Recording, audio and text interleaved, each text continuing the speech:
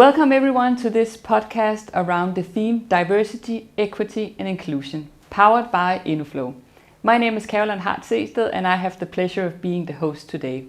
I'm the founder of FutureTalent.dk. I have a former career from Novo Nordisk as a people and organization director, and then some of you may know me as the host of TEDx Copenhagen Future of Work online series. But I'm not alone here today. Luckily, I'm here with a good friend of mine, Annelise, who is, you can say, an advocate for diversity, equity and inclusion, also known as DE&I. She's an ambassador, a pioneer, a person that has been speaking up for the past decades about this very important theme, been speaking up where others have not been raising their voice. You've really been a role model when we talk about moving the needle on diversity, equity and inclusion. So I'm really excited to have you here, and I'm going to do a short introduction of you, Annelise, because you have had a really impressive career working with big corporations throughout the past many years. And I think that what characterizes you is that you really have a passion on bringing the best out in people, no matter where you are. Right now you are acting as the Chief HR Officer at Maersk Tankers. You've also had a long career in Novo Nordisk, where I had the pleasure to work together with you. And you've also been in companies like Nordea and other big companies beyond your own company that you also worked as an independent consultant for some years. And you're sharing your words of wisdom in different boards and really being out there and changing the way we see it, diversity, equity and inclusion. So I'm really excited to have you here. But before we kind of dig into the talk about this very exciting topic, I think it would be nice to just check in with you, Annelise, and hear what you're doing today work-wise. Well, thanks for the introduction. It's almost a little embarrassing to sit here and hear so many nice words about myself, but thank you, Caroline. And it's been a pleasure working with you throughout the years and connecting on this topic at certain points. And then, as you said, today, what am I doing? You asked the question. Today, you mentioned I'm the head of HR at Maersk Tankers, which is a great job where I have end-to-end HR responsibility for the company. But nonetheless, I think DE&I burns closely to my heart, has always done so. And I think whatever role, the roles you mentioned at the different companies, I've always had my finger on that topic regardless of what I've done. Yeah. So that's where I am today. So it's still close to my heart, and it's still one of the key strategic priorities for the company and also for myself. Yeah, because I think that, you've really been driving the agenda even before it was on the agenda, if you can say it like that. So maybe you want to share with us, where does this come from? Why do you have such a strong opinion and passion about this topic? But I mean, it's a great question because, it's not necessarily a career move that I went after. It's rather a career move that found me. Yeah. And I think that's because, if you talk about, there must be something, when a career move finds you, there must be something in your background to which it connects. And I think if I go all the way back to childhood, as do many of these early experiences, I think I come from a diverse place. Yeah. And you may not know that by looking at me, because it's not always, some types of diversity are, the less visible ones. But I think going back to my early roots, I grew up as what you could say a little bit of an oddity in the community where I was raised. And maybe you could hear from my accent that I'm from the US still, despite living in Denmark 25 years. But I grew up in New Hampshire and was the product of a Danish mother, therefore the name Annelise. Yeah. And then Goldstein, my surname, is a Jewish American father. And what was interesting about that pairing is we were the only ones of our type in the town where I grew up, which was a pretty homogeneous Christian small town in New Hampshire. And I think pretty early on, not necessarily as a kid, but as I reached sort of early adolescence, I started to realize how different that was. And I think personal experiences about particularly my last name being one that was easily identifiable. So I think in my early years, and also particularly in high school years, can come with lots of examples of sort of experiencing anti-Semitism and feeling like what that, sort of being on the receiving end of that and what it feels like to be judged for something that you don't really understand before someone even knows you. Yeah. People have a lot of biases that are the lens by which they interact with you. Yeah. So I think some of that early stuff, and then learning how to navigate that. Yeah. I mean, understanding it, getting an early understanding, about how it plays out, and also some strategies about how do you integrate that into your life. So oftentimes, some of the challenges we face, we develop some good coping mechanisms with that, or some insights that if you were maybe part of a majority group, you wouldn't necessarily have those. Some of those things would be invisible to you. Yeah. So I think that's some of the very early childhood stuff. Yeah. Yeah, and then some of my career choices along the way are academic studies connected to that interest. So when I went to university, I studied the field of social policy, and that was really trying to understand how sort of organizations or systems create the right context for people to thrive economically or socially. Yeah. And so I think it's very much in my roots. And I think when you tell that story, I mean, it's really connecting the dots to where you are today, because I think that you once told me that your ambition or your motto or what kind of got you up in the morning was the thinking that we can always do better. Yeah. So maybe you want to share a little bit on how is that connected to DEI, that we can always do better? Why is it so important that we have DEI on the agenda? Yeah, so I don't remember I told you that was my motto. So, but it is very much integrated into the way I see things, and I think that's why I love this topic and so much, and also a strategic area, because we can always do better. Yeah. Despite having been in this field for so long, studying about it, sort of doing hands-on work in economically deprived areas or coming into corporate life, regardless, we can always do better. Yeah. And I think even though I know a lot about this topic, I'm always amazed by how much I don't know. Yeah. And in terms of what more we can learn, what more we can try. Yeah.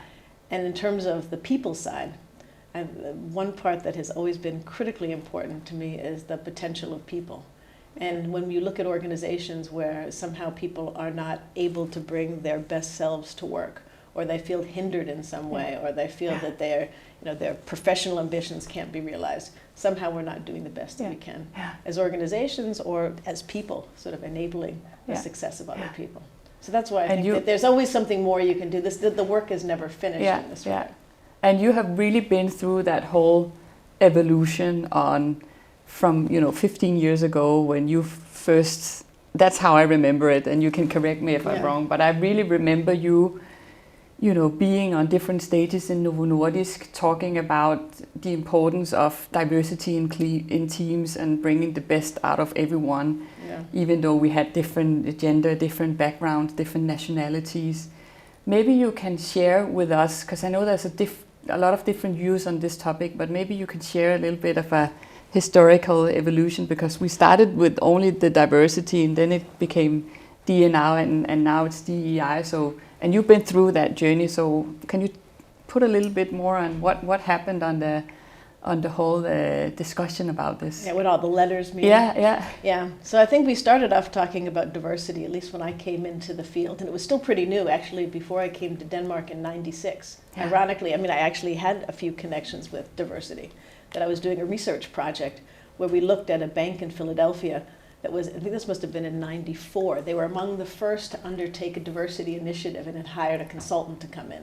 Wow. So that was when things got started. Yeah. So by the time I hit Novo Nordisk, which was in 2005, Novo Nordisk had been working with diversity for some time, mostly inspired by their US affiliate. Yeah. But was starting to get their hands around what does this actually mean. It was a little bit still of an American concept, but nonetheless, it was, I think, Novo Nordisk was on the forefront in terms of really stepping out and taking on this agenda. Yeah. Yeah. At that time, diversity meant two dimensions of diversity. It meant primarily gender, and then it meant to some degree nationality. But gender was really in the focus.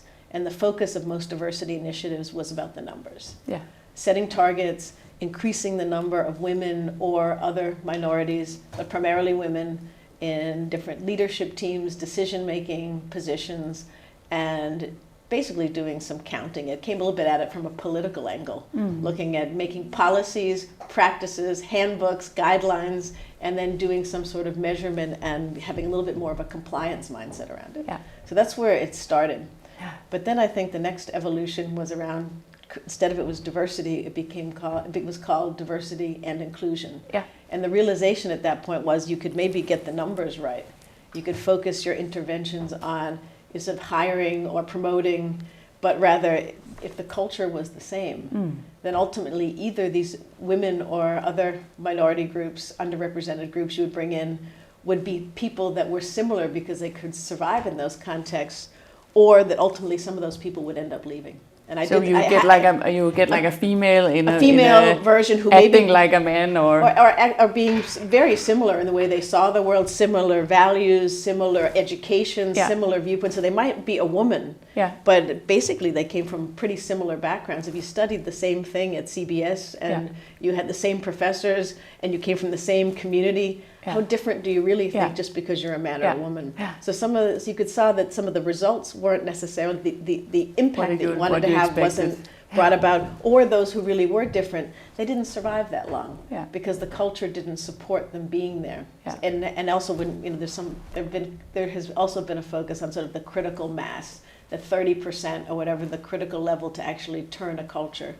But whatever the number is, there is something to this cultural piece. Are people really listening to different points of view? Are they open to dissenting points? Do they basically want to continue with what they've always known? Is there a culture of inquiry? We actually listen and question. So all of these parts were also, this inclusion element, the behavioral element was seen as equally as important. And in fact, some companies began reversing it. So it was I and D instead of D&I, to really emphasize that there's the cultural piece came before the representation. So that was sort of the next phase where the structural and the behavioral really went hand in hand, and you couldn't have one without the other. And then the new part, you've mentioned the DEI, that's the equity piece. And that's also an important development, because I think sometimes when you put diversity initiatives in place, there's many forms of sort of critique or resistance that come. And one of those is that, okay, are you now creating reverse discrimination? If you do something special for women or people of color or economically challenged groups, are you not just creating the opposite effect? And that's where equity comes into play, where it emphasizes that the playing field is not equal. So despite the fact so reverse discrimination is not a real challenge in the sense that people don't come to the table having had the same life situations or the same advantages. So maybe you need to do something extra to bring people up to speed, or rethink, rather than getting them to fit into the mold, maybe change the mold, because you can't expect that people will sort of catch up in that regard. And I would say, you mentioned that I had been in Korn Ferry, where I wasn't a headhunter myself, but executive search was there. And that was one of the developments in executive search, where if you keep putting emphasis on experience, number of years of experience or the type of experience you have, you're always going to disadvantage some of the more diverse candidates because they won't measure up exactly. They might not have had the same life experience. So you need to start looking at other qualities, whether it's potential or competencies, rather than these CVs with all the long list of everything you've done and who you've known. That becomes you will never get sort of diverse populations or be more challenging if you expect it to be a one-to-one matching. And that's pretty radical for some. The idea that doing something extra for one population is not disadvantaging the majority population. And I think when you explain that whole evolution, and also you can say the pitfalls of why diversity could not stand alone, there's been a lot of discussion on bias, unconscious bias. I know that a lot of companies are doing significant effort in trying to change that by educating their employees to be more aware of their biases and stuff like that. How do you, as a company, prepare or create a culture where there's focus on this in a not so structured way? Because I think a lot of companies are also doing it to an extent where it doesn't become natural or a part of how we work natural. It can be a little bit stiff sometimes. I feel that, okay, now we need to have it on our strategic focus. Now we need to have a specific quota and targets. But how do you work with the bias and unconscious bias in a big corporation to make sure that you drive the DEI agenda? Yeah, I mean, I know that a lot of companies, they sort of have added on this bias piece. And I think there's nothing wrong with all the bias training, because one of the things that I think it does do is give a shared language. And I like, there are many different approaches to it, but I like the ones that start with the, sort of the opening that if you have a brain, you're biased, because it then takes away the shame that all of us are biased. It's a way we process information. And I think Kahneman was good in sort of looking at, thinking one and thinking two, looking at system one and system two, looking at that we have to categorize information in faster ways, or we can be cognitively more sophisticated. So I think putting a language on it is really, really helpful. Raising awareness that we're all biased and that it's not something we do because we're bad people. I mean, I think that one of the things for me that's really important about DE&I is taking shame away. Because if it ends up being that shameful that you did something wrong, or pointing fingers or wanting to move blame around, I think that's really harmful. And that I've seen where sort of men in power have felt attacked at some level because they did something wrong. And I think that doesn't get you where you want to go, which is a little bit where the new concept of allyship comes in. That we're kind of all in this together. If you want systemic change, everybody participates. But back to your bias question, I think, good as a starting point, because you get a shared language and understanding. But I think all the research on bias shows that education doesn't change behavior. So just knowing about bias doesn't mean that you behave or think differently. So you need to have structural interventions to support that. And I think that, and it's also something you can't do as an individual. So the most powerful interventions in the bias field is once you've educated people with the shared language and that they, that there's a legitimacy around the topic, then coupled with interventions where in groups and teams where you actually allow yourself to challenge one another, or to put in sort of pause and reflect moments, or alternative points of view, having someone who's a fly on the wall who might come in and challenge, observe and challenge, because all the research shows you can't do it without a structural process to support.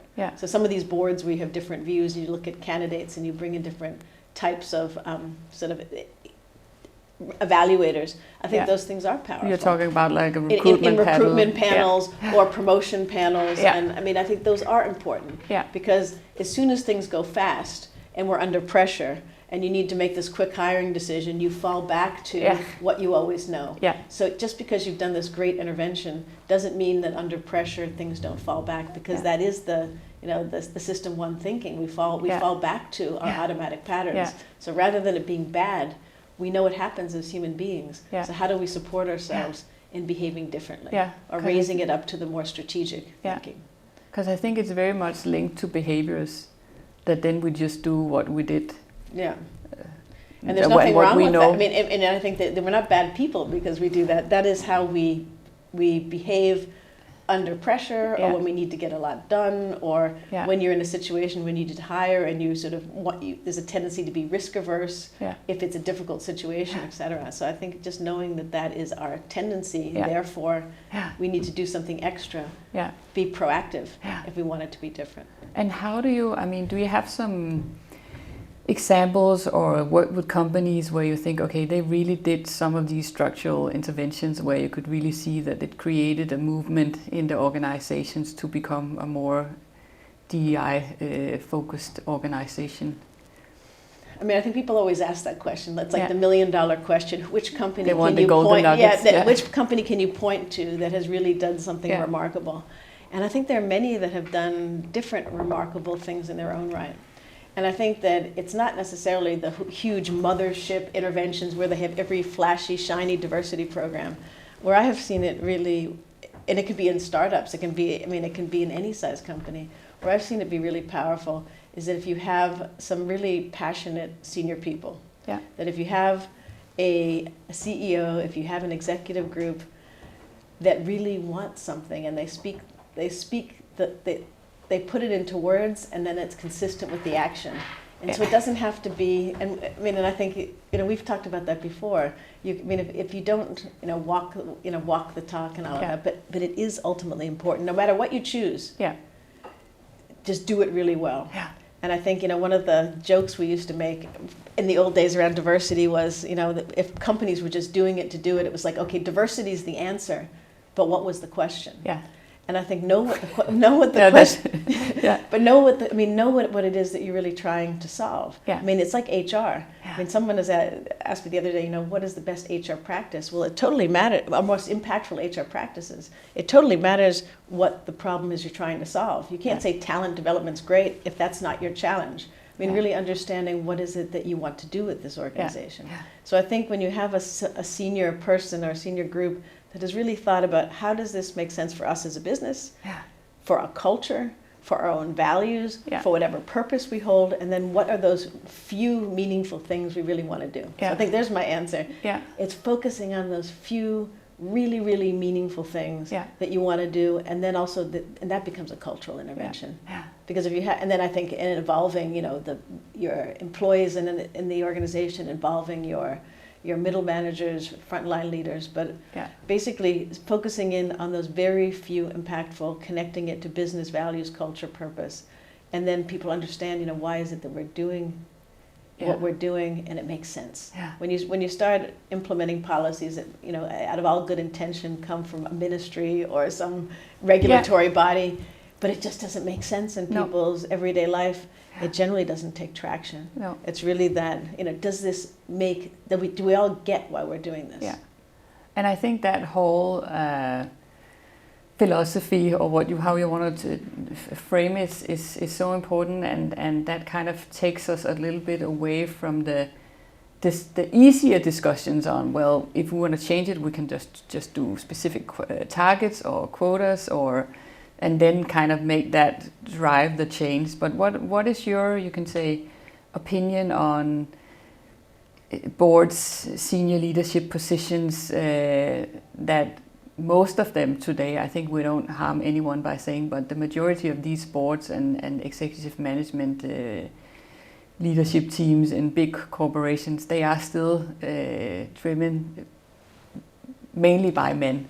Yeah. So, I mean, you've also been exposed to probably a lot of discussions on whether or not to use quotas and specific targets on gender and nationality. But what's your opinion on this? Is it working quotas? Or? But you can say, if it's about changing the numbers, it is working in some places. You can change board composition by legislating, or executive group composition by legislating. You can.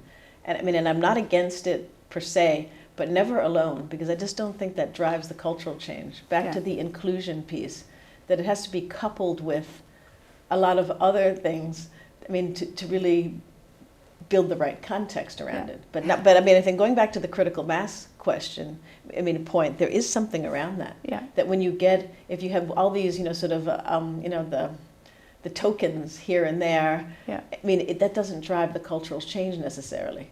So it is about getting some critical mass of difference. Yeah. And I can see that when it happens. I can see that in the teams where I've been a part of, where you really do have a diverse composition of people. Yeah. It changes the way you interact with one another. You don't make assumptions.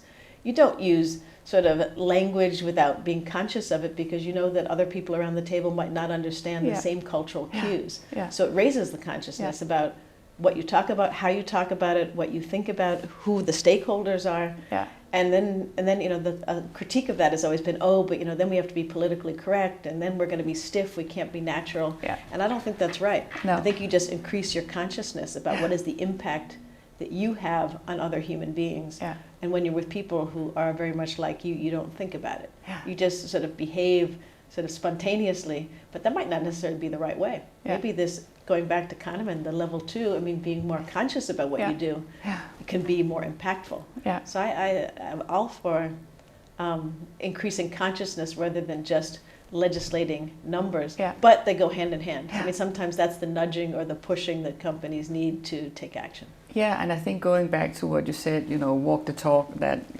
today we see a lot of people talk a lot about what they want to do, and then we see that there's still no really changes on the data or the numbers. You've been in different settings with Korn Ferry, Novo Nordisk, Nordea, and now Maersk Tankers. What are some of the, you can say, common mistakes or pitfalls that you need to be aware of when you start to zoom in on this, if it's something that you want to change in the company? What's a good starting point, or what do you need to be aware of? I mean, I think the important part is that there's no easy fix. Yeah. So, I mean, and I think that there's a lot of companies that get discouraged. You had mentioned that the numbers aren't changing. Okay, they're doing all this stuff, and then the numbers don't seem to move. Yeah. And I don't think that's anything to be discouraged about, because it is complex. So you can, if you really want to change the numbers, you can do a bunch of symbolic hires, either sort of bring people in from the outside or promote. Which could be, I mean, it's not, you're bringing in other competencies. I don't mean symbolic hires in the sense of these people, the people you're bringing in are not really competent, but more just taking action. I mean, just do it. I mean, I think that's my current boss. I'm sitting in a management team which was all men. Now we're 2 women from different industries than shipping. So he just took action. He just did it. And then, don't talk. His point is always stop talking about it, just do it. Make these bold, iconic moves and just do it. And I think and a great signal to the rest of the that's a signal, organization. and I think that's incredibly important. Going back to the sort of the passionate CEO or the passionate executive group, but that's not enough, because that's just some passion. You may just have some passionate people on the top, but that doesn't necessarily drive the cultural change. So you need to do some of this systemic stuff too. That you look at a lot of your processes. I mean, many people are looking at their recruitment processes. Are they biased in terms of who are they bringing in? You might look at your risk willingness to promoting talents. That's something I've really worked a lot with, which is, and it's an intervention I've done with a lot of executive groups, asking them, what has been asking them the question, what has been most important for your own career, or who has been most important for your career? They've most often mentioned the same things. That somebody saw talent in them that they didn't see themselves, and somebody promoted them before they were ready and was there to support them. And then you ask the other question, how many are you doing it for? How many would put you on their list? And as soon as you get into these roles, you like tend an ambassador, you tend to be less risk willing, but it's always the risks that help people at critical points in their careers. So I think one thing from the talent perspective is taking more risks on people, promoting people before they're ready. And now we've just done that recently in Maersk Tankers, and the guy we promoted before he was ready, of a different national background, he's just blossomed and performing way beyond expectations. But had we taken the safe route, we would have brought in an external candidate. And I think those things you can really, that can be cultural interventions where we just systemically challenge ourselves, because if you give people a chance, ambitious, smart people, given an opportunity beyond their reach, they tend to reach that point. And not sink or swim, rather you support them along the way. I think those are some of the things that today, I think are really impactful. With the times that we are in right now, with the great attrition and people resigning, I think it's a really good opportunity to take those risks. I don't even think it's like risk, because if you're it's perceived as a risk. You feel it's a risk, but as I said, the chances are that somebody who's ambitious and smart will live up to the challenges you put before them. It's pretty high. They've done that for most of their career. But I think also when you look back at especially recruitment and succession management, I mean, I always make the analog to recruitment and school photos. I mean, I see some of the same changes that we have seen in school photos. Looking back 100 years, still have the small kids sitting on the first row, the middle one in the middle, and then the higher one in the back.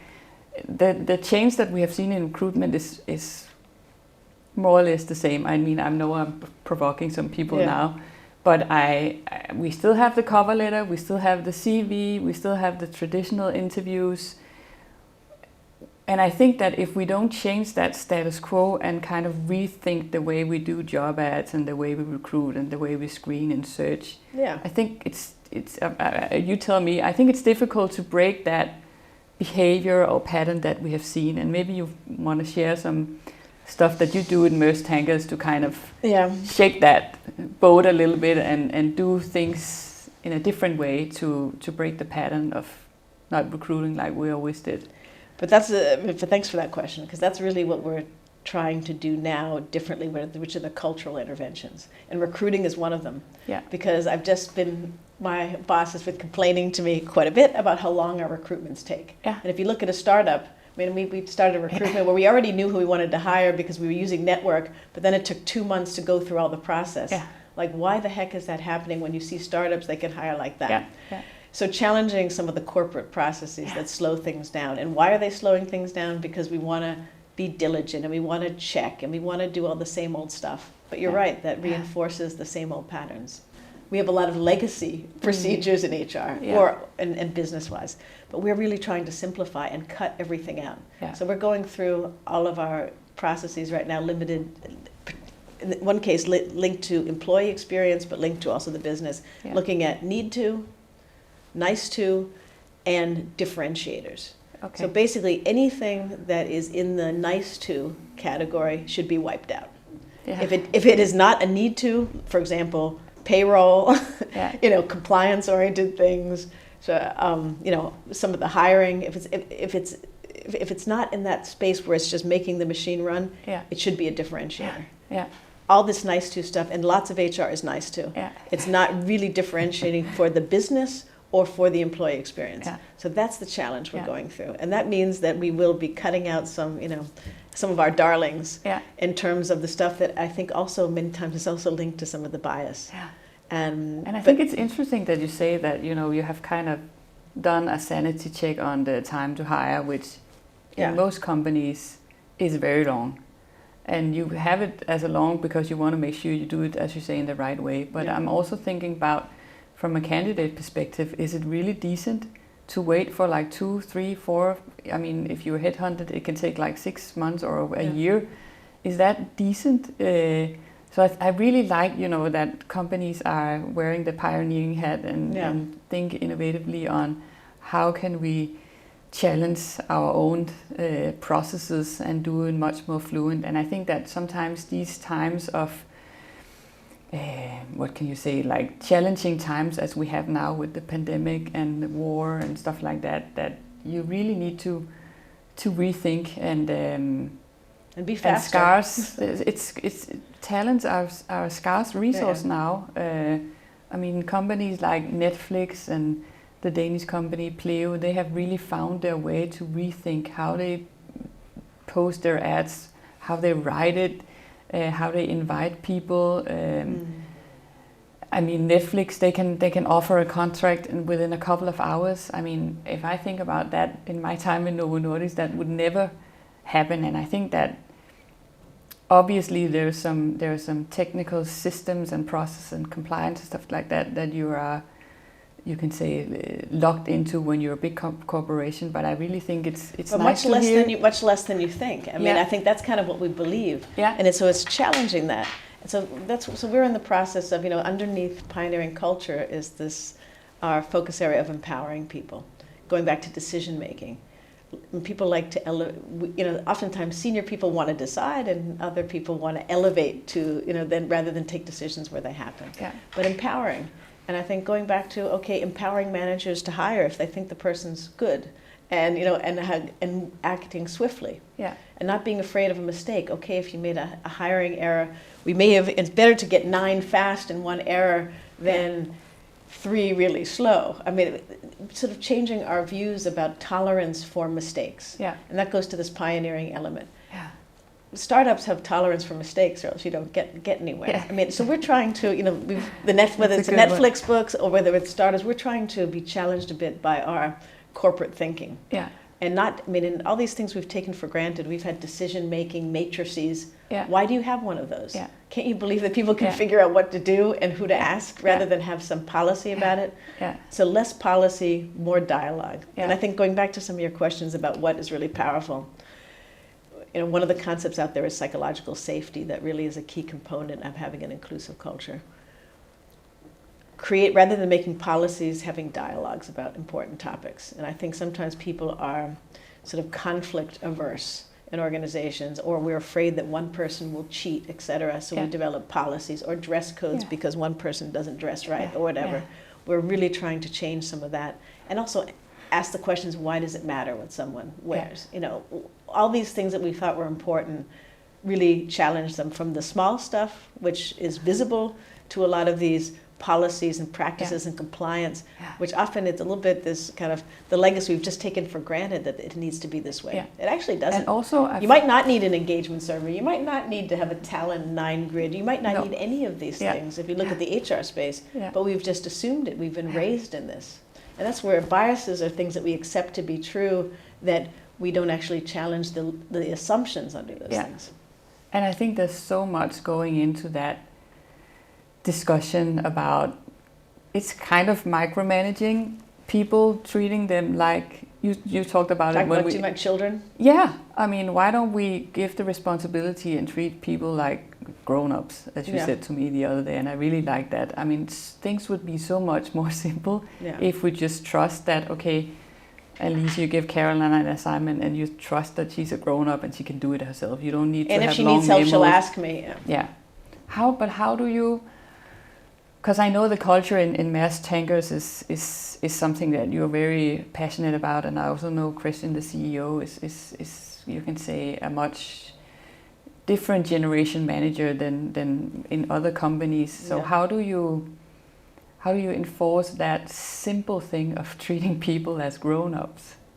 What is it that you need to take out to allow people to be themselves even more? Well, and again, I don't think it's simple, but I think some of the things about taking out policies about behavior, whether it's travel policies or, that was one of the recent ones. I mean, rather than just having some principles or, team building policies or dress codes or ways of behaving, just assuming that people will figure out, what's the right thing to do. Yeah. That people, I mean, maybe there's one or two people that may inappropriately use funds, but then you just address those two individuals and not be afraid of that, rather than telling the majority of people how to behave. And I think that's insulting. Yeah. Having a travel policy is insulting because you're telling a lot of people you don't know how to behave appropriately and how you book travel, or you don't know how to behave appropriately when you go out to dinner when you're traveling. Yeah.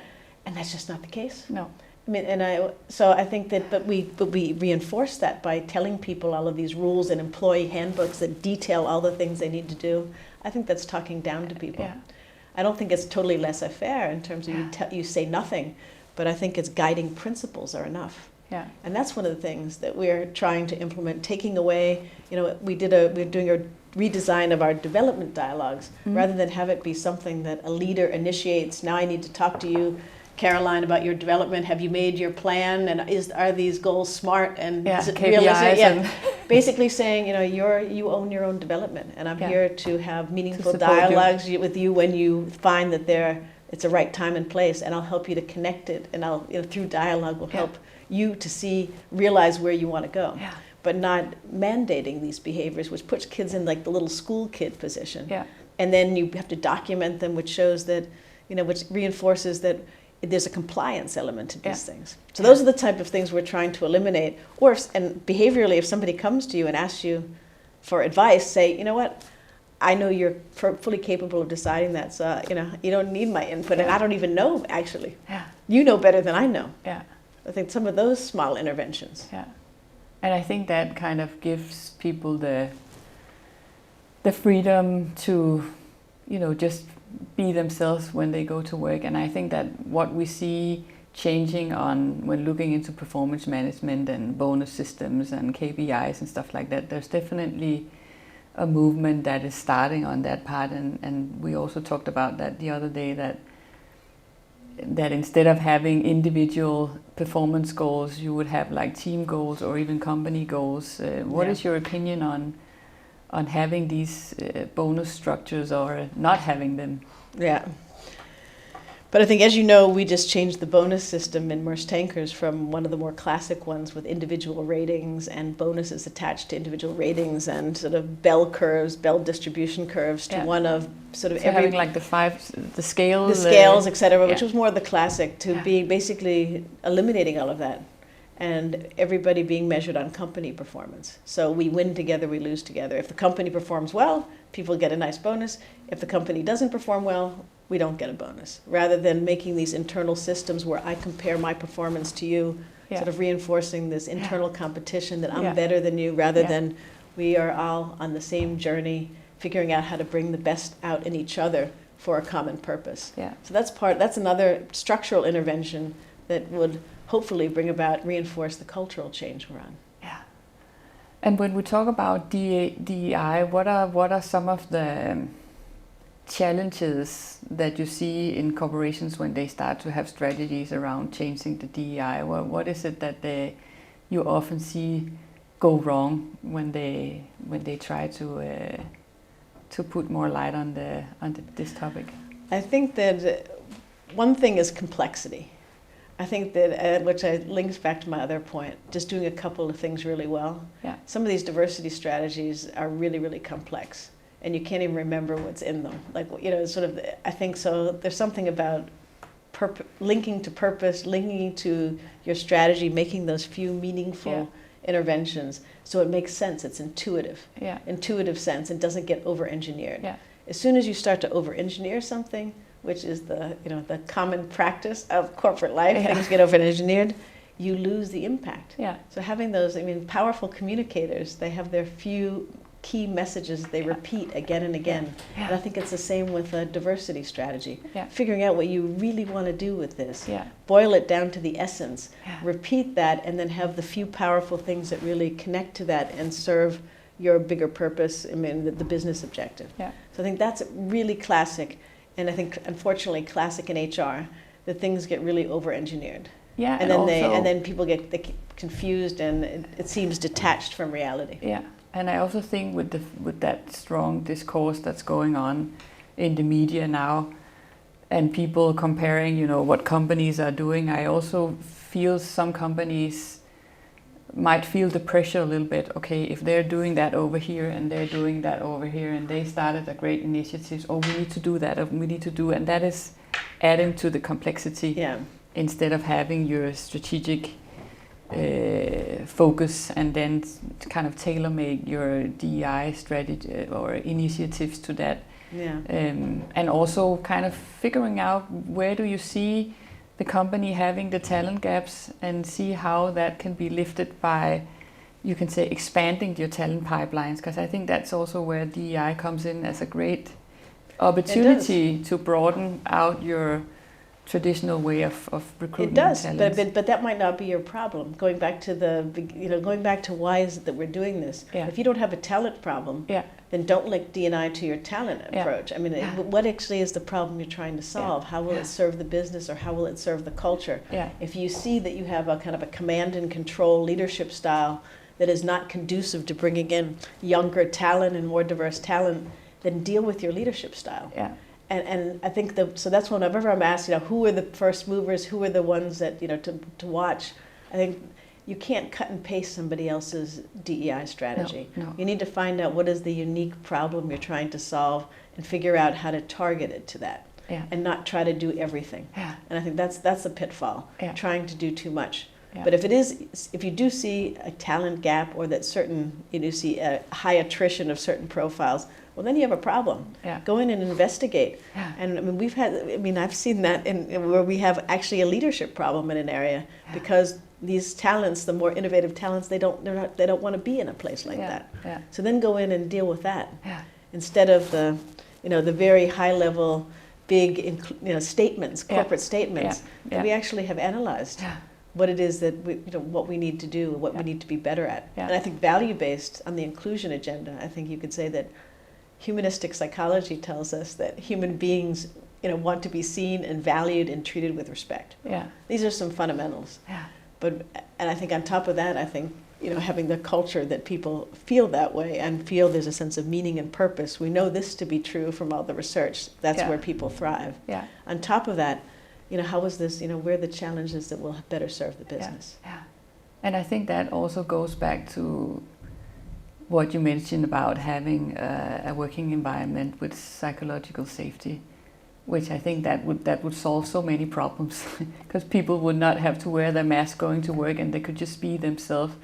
But I think we also need to acknowledge that it's not like that all places, and water runs downwards, and if you have a management board that might say that this is what they want to do, but they don't walk the talk as we. Yeah. So how do you? And for you, you're such a strong ambassador and pioneer within this, and have a lot of history behind you, and can argue the benefits of it.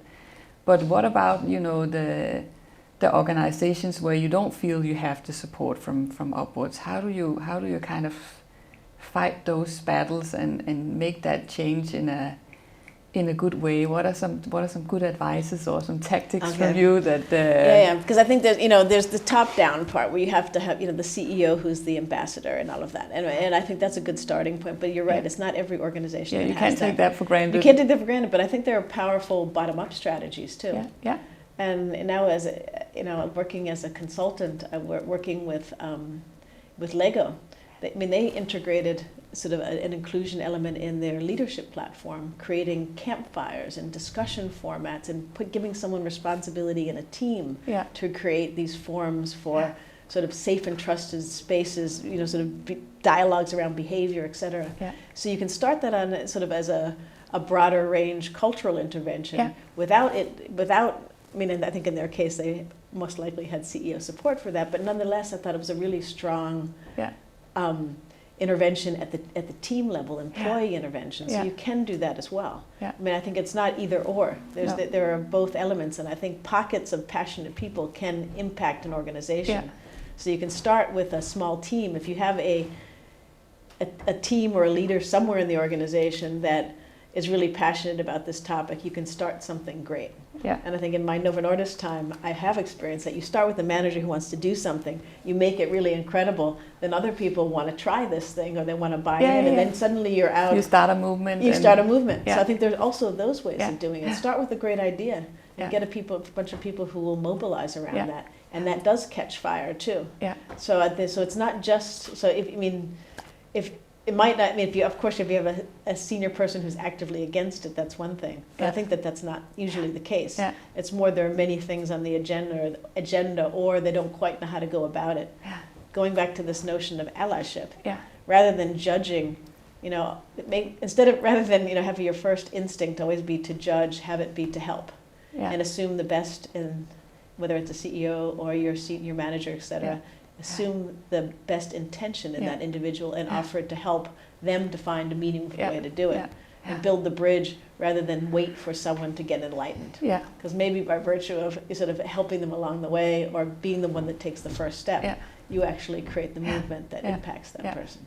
And I think that's a really great motivator to hear that it is possible and that you can drive that change by starting it yourself instead of just leaning back and waiting for the management to set the direction, but you take your own action. And I think that at least in Novo Nordisk, I don't know if it was you who established the women in Novo Nordisk, the WIN association that had a really good time bringing DEI on the agenda and bringing a lot of people together to discuss this. And also I see a lot of companies where the Pride Parade has been something that has really changed the management view on the importance on focus on that part of diversity as well and inclusion as well, which was mainly driven by the employees. So I think that it's a good advice from you that we all need to kind of lean into this and be an ally on this to move the needle.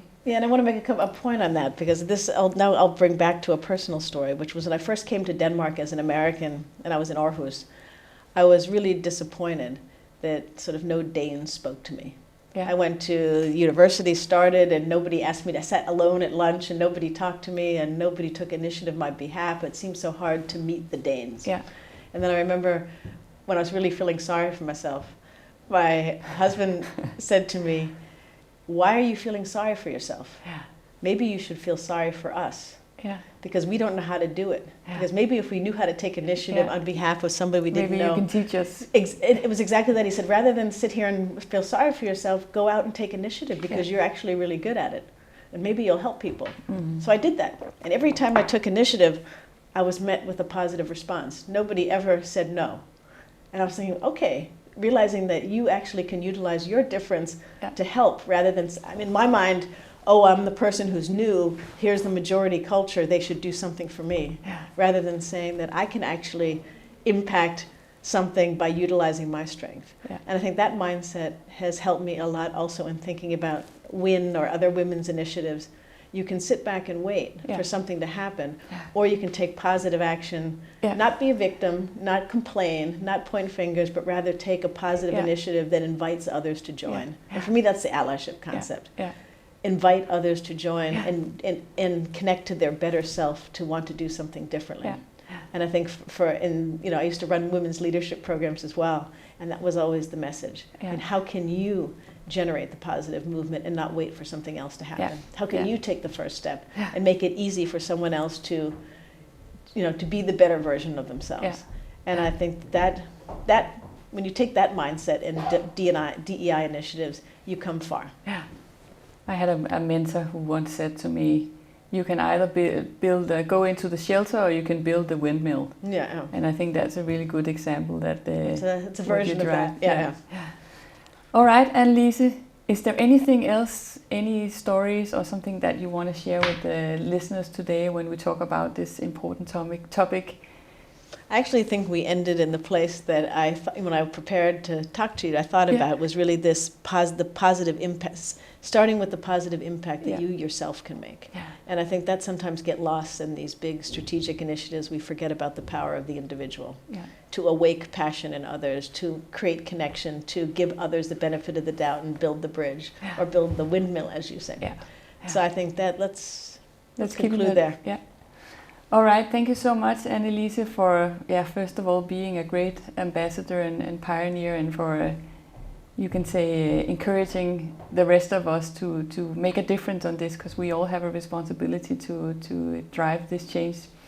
And with that, we are concluding our podcast on DE&I, and it's been a great pleasure to have you with us today. Thank you. Pleasure to be here. Thank you so much, and thank you to Innoflow for hosting this session, and of course, thank you for everyone who's listening in with us today. Enjoy the rest of the day and take care.